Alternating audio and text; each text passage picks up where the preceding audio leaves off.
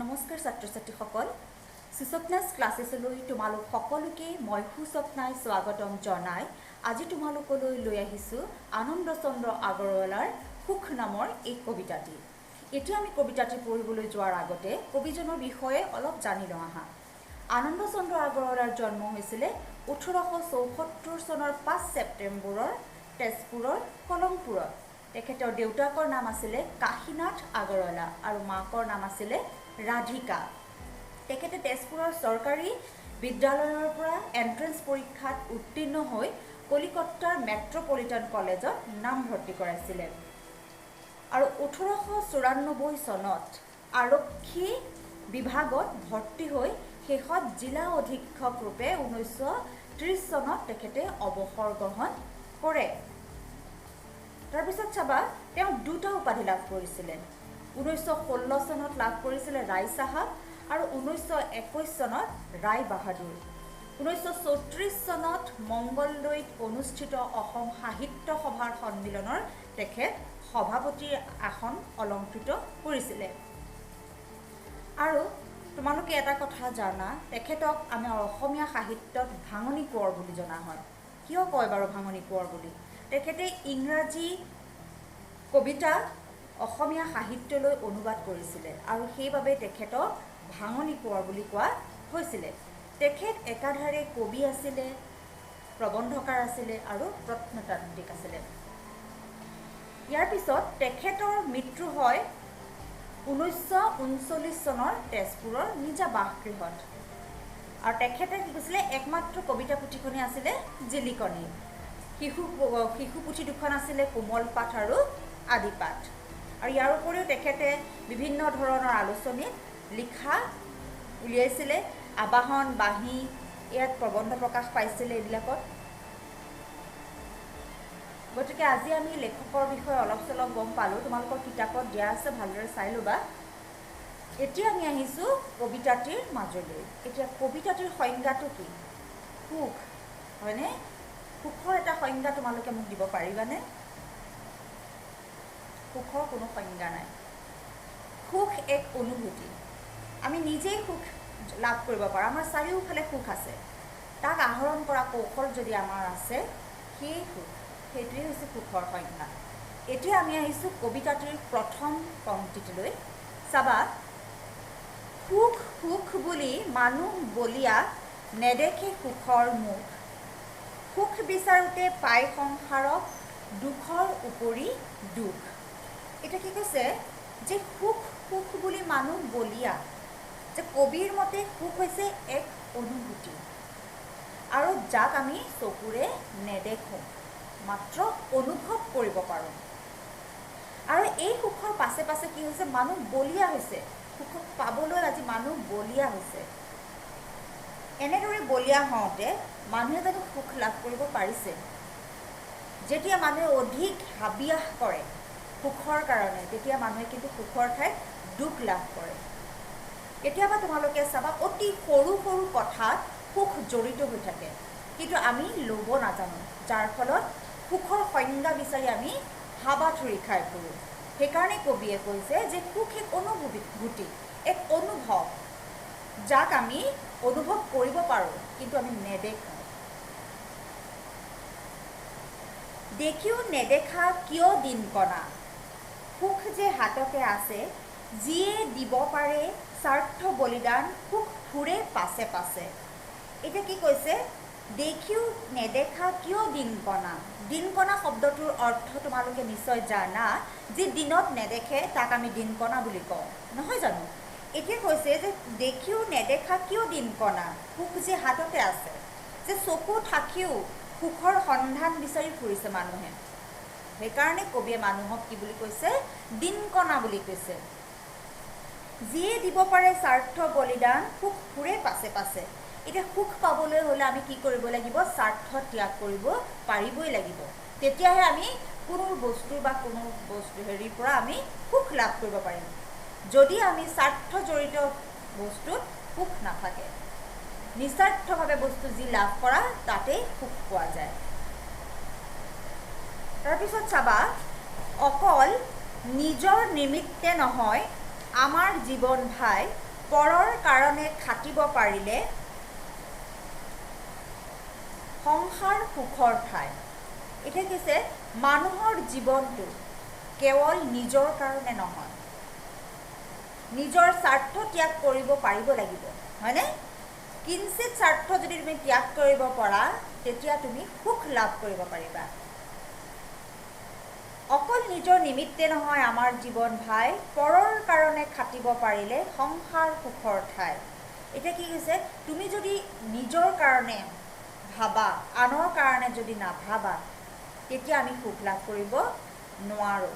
পৰৰ কাৰণেও আমি ভাবিব লাগিব, তেতিয়াহে আমি সুখ লাভ কৰিব পাৰিম। মানে সুখৰ সংজ্ঞাটো ইয়াৰ পৰা আমি কি বুজিলোঁ যে সুখ অকল নিজৰ মাজত আবদ্ধ হৈ নাথাকে। সুখ আমি বিভিন্ন উপাদানৰ পৰা পাব পাৰোঁ। আনক সহায় কৰিও পাব পাৰোঁ, আনৰ সুখত আমি সুখী হ'ব পাৰিবও পাৰোঁ। গতিকে সুখ বুলি কোৱাৰ লগে লগে সুখৰ লগত বিভিন্ন ধৰণৰ উপাদান জড়িত হৈ আছে। কেৱল নিজৰ মাজত সুখ কেতিয়াও পোৱা নাযায়। পৰৰ অভাৱ পৰৰ দুখত হিয়া যদি পমি যায়, পৰক আপোন কৰিব পাৰিলে সংসাৰত দুখ নাই। এতিয়া কি কৈছে যে জীৱনৰ তাৎপৰ্য অনুধাৱন কৰা মানুহে জানে যে আনৰ সুখত সুখী আৰু আনৰ দুখত দুখী হোৱাটো, হয়নে? এতিয়া তুমি চাবাচোন, আমি আনৰ সুখত সুখী হোৱা আৰু আনৰ দুখত দুখী হোৱা। এতিয়া তোমালোকে চাবা যে তোমালোকৰ ঘৰৰ ওচৰতে কাৰোবাৰ বিয়া এখন, হয়নে? বিয়াখনত খুব উলহ মালহ আনন্দৰ পৰিৱেশ এটা সৃষ্টি হয়। গতিকে সেই পৰিৱেশত আমিও তাত সমভাগী হৈছোঁ, সেই পৰিৱেশত আমিও উপস্থিত হৈছোঁ, সেই ঘৰখনত আমিও সেইদিনাখন আনন্দৰ লগত জড়িত হৈছোঁ। গতিকে কি হৈছে, আমিও সেই ঘৰখনৰ পৰা সুখ লাভ কৰিছোঁ বা মানুহবোৰেও সুখ লাভ কৰিছে। আমি আনৰ সুখত সুখী হ'ব জানিছোঁ। ঠিক সেইদৰে যদি কোনো এজন লোক ঢুকায়, আমি তেখেতৰ দুখত আমিও দুখী হ'ব পাৰোঁ। কিয়নো তেখেতৰ মৃত্যুত আমি সেই ঘৰখনলৈ গৈ সেই মানুহখিনিক, সেই ঘৰৰ সদস্যসকলক আমি সান্তনা দিছোঁ, হয়নে নহয়? গতিকে সিও এটা দুখ। গতিকে আমি আনৰ যদি সুখত সুখী হ'ব জানিছোঁ, আনৰ দুখত যদি দুখী হ'ব জানিছোঁ, সুখ তাতেই আছে। সুখ বিচাৰি আৰু হাবাথুৰি খাবলগীয়া নাই। শক্তি সামৰত পৰৰ সুখত বিলাব পাৰিলে ভাই, পৰৰ কাৰণে কান্দিব জানিলে কান্দোনতো সুখ পায়। এতিয়া কি কৈছে, শক্তি সামৰত মানে, সামৰত মানে কি বাৰু? সামৰ্থ্য, নহয় জানো? শক্তি সামৰত পৰৰ সুখত বিলাব পাৰিলে ভাই। তোমাৰ যিটো সামৰ্থ্য অনুযায়ী যদি তুমি কাৰোবাক দান কৰিব পাৰিছা, তেতিয়া দান কৰিব পাৰিলে তুমি তাৰ পৰা সুখ লাভ কৰিব পাৰিবা। আৰু পৰৰ কাৰণে কান্দিব জানিলে কান্দোনতো সুখ পায়। আৰু তুমি যদি আনৰ দুখত দুখী হ'ব পাৰিছা, আনৰ কান্দোনৰ যদি তুমি সমভাগী হ'ব পাৰিছা, তাতো তুমি কিন্তু সুখ লাভ কৰিব পাৰিছা। গতিকে সুখৰ সংজ্ঞাটো নিজৰ মাজত নিহিত হৈ থকা নাই। আমি ইয়াৰ পৰা বুজিছোঁ যে সুখৰ সংজ্ঞাটো সকলোৰে লগত জড়িত হৈ আছে। গতিকে আমি সুখ লাভ কৰিবলৈ হ'লে তেনেকৈহে লাভ কৰিব পাৰিব লাগিব। ইয়াত দিছে আকৌ চাবা, সকলো আপোন যত নৰ নাৰী কাকনো বুলিম পৰ, পৰম পিতাৰ সকলো সন্তান পৃথিৱী আমাৰ ঘৰ। এতিয়া কৈছে যে আমি সকলো এক ঈশ্বৰৰ সন্তান, পৰম পিতাৰ সন্তান আমি সকলো। গতিকে আমাৰ ইয়াত কোনো ধৰণৰ পৰ বোলা বস্তুটো নাই। আমি সকলো আপোন। আমি সকলো যদি নিজকে আপোন বুলি ভাবিব পাৰোঁ, তেতিয়াহ'লে আমি কাক পৰ বুলি ক'ম? নহয় জানো? আমাৰ কাৰণে কিবা পৰ বোলা শব্দ এটা থাকিবনে? নাথাকে। কিয়নো আমি সকলো পৰম পিতাৰ সন্তান, আমি সকলো এইখন পৃথিৱীতে একেলগে বাস কৰিছোঁ, নহয় জানো? এতিয়া পৰ বুলি ক'বলৈ যাওঁতে তাত কোনো আপোনত্ব নাথাকে, থাকে জানো? তেওঁ পৰ, আমি সেই বুলিয়ে ভাবোঁ। কিন্তু কবিয়ে ইয়াত কৈছে যে আমি সকলো এজন ঈশ্বৰৰ সন্তান। গতিকে ইয়াত কোনো ধৰণৰ পৰ বোলা শব্দটো জড়িত হ'ব নালাগে। গাই গোটো পেটে ভঁৰাল নহ'বা লোকৰ দুখলৈ চোৱা, মানুহৰ সেৱা মানুহৰ পূজা পবিত্ৰ বৰত লোৱা। গাই গোটো পেটে ভঁৰাল নহ'বা। এতিয়া গাই গোটো পেটে ভঁৰাল এই শব্দটোৰ অৰ্থটো কি বাৰু? কেৱল নিজৰ কথা চিন্তা কৰা নহয় জানো? কেৱল নিজৰ কথা চিন্তা কৰাটো উচিত নহয়। ইয়াত কবিয়ে কৈছে যে মানুহ স্বাৰ্থপৰ হ'ব নালাগে। মানুহক স্বাৰ্থপৰ নহ'বৰ বাবে কবিয়ে আহ্বান জনাইছে যে মানৱক সেৱা কৰাৰ মানসিকতা থাকিলে কেতিয়াও আমাৰ সুখৰ অভাৱ হ'ব নোৱাৰে। হয়নে নহয়? মানৱ প্ৰেমটো মানুহৰ মনত থাকিবই লাগিব। এতিয়া চাবা, মই মোৰ বুলি নাথাকিবা মজি মোহৰ জালত পৰি, মই মোৰ ভাৱে তললৈ বুঢ়াব নাপাবা ৰক্ষাৰ থলি। এতিয়া কি কৈছে? মই মোৰ বুলি নাথাকিবা মজি মোহৰ জালত পৰি। মই মোৰ বুলি আমি কোনো কথাতেই ভাবিব নালাগে নহয় জানো? মই আৰু মোৰ এই শব্দ দুটাই কি কৰে? অহংকাৰৰ পৰিচয় দিয়ে, নিদিয়ে জানো? এইটো মোৰ হয়, ময়ে জানো চব, এইটো অহংকাৰ হয়নে নহয়? অহংকাৰ। গতিকে এই শব্দ দুটাক কবিয়ে কৈছে যে এই শব্দ দুটা কেতিয়াও আমি ব্যৱহাৰ কৰিব নালাগে। এই শব্দ দুটাৰ লগত কি জড়িত হৈ আছে? মোহ জড়িত হৈ আছে। আৰু মই আৰু মোৰ এই ভাৱ দুটাই, এই অহংকাৰে মানুহক তললৈ বুঢ়াব পাৰে। সেইকাৰণে আমি কোনো বস্তু মই বা মোৰ এনেকৈ বুলি ভাবিব নালাগে। আমি সকলো এই ভাৱধাৰা যদি থাকে তেতিয়াহ'লে তুমি চাবা তোমালোকৰ কেতিয়াও সুখৰ অভাৱ হ'ব নোৱাৰে। এইটো ইয়াত কবিয়ে কৈছে যে সুখ দুখৰ মনেই কাৰণ, সুখ দুখৰ মনেই কাৰণ বুলি কৈছে যে মনক ৰাখিবা ঠিক যে আমি সুখ আৰু দুখ লাভ যে কৰোঁ সেইটো কিহৰ ওপৰত নিৰ্ভৰ কৰে? কোনোবা কাৰণৰ ওপৰত, কোনো কাৰণৰ ওপৰত, হয়নে? যিকোনো এটা কাৰণৰ কাৰণে আমি সুখ পাইছোঁ বা আমি দুখ পাইছোঁ। সেইকাৰণে কবিয়ে কৈছে যে মনক সদায় স্থিৰে ৰাখিব লাগে। ভাগ্যত লভিবা পৰম সন্তোষ সাধিবা লোকৰ হিত। তুমি তোমাৰ ভাগ্যত তেতিয়াহে পৰম সন্তোষ লাভ কৰিব পাৰিবা যেতিয়া তুমি আনৰ কাৰণে ভাল চিন্তা কৰিব পাৰিবা। আনৰ যেতিয়া ভাল চিন্তা কৰিব পাৰিবা তোমাৰ তেতিয়া কেতিয়াও দুখ নহয়, তোমাৰ সদায় সুখেই হ'ব। কাৰণ এটা কথা মনত ৰাখিবা, তুমি যদি আনক অন্যায় নকৰা, আনৰ উপকাৰ চিন্তা কৰা, আনৰ কাৰণে যদি ভাল কথা ভাবা, তোমাক কিন্তু চাই আছে এজনে, ওপৰৱালাই। তোমাক সদায় তেওঁ নিৰীক্ষণ কৰি আছে, যদিও আমি তেওঁক দেখা নাই। সেই অদৃশ্য শক্তিয়ে তোমাক সদায় চাই থকাৰ বাবেই তুমি যি কামেই নকৰা সদায় ভাল কাম কৰিবা। আৰু তেতিয়া তুমি চাবা প্ৰতিটো সৰু সৰু বস্তুৰ পৰাই তুমি সুখ বুটলিব পাৰিছা। স্বাৰ্থৰ বাটত দুখৰ কাঁইট খোজে পতি বিন্ধে হুলে, নিস্বাৰ্থৰ বাট সেন্দুৰীয়া আলি সুগন্ধি কুসুম ফুলে।